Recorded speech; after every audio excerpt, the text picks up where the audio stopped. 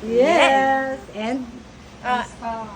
Ito na po yung bagong record, guys. Ang present weight ko ngayon is 225. At percentage is 46.7. She lost how many? 2.8 pounds. 2.8 pounds. Yes. Woohoo! Congratulations. Nice.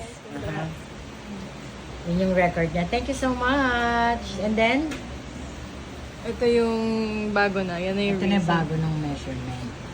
From, 2.7. ano siya? Dito siya. Ito. Ito yung luma. June 20.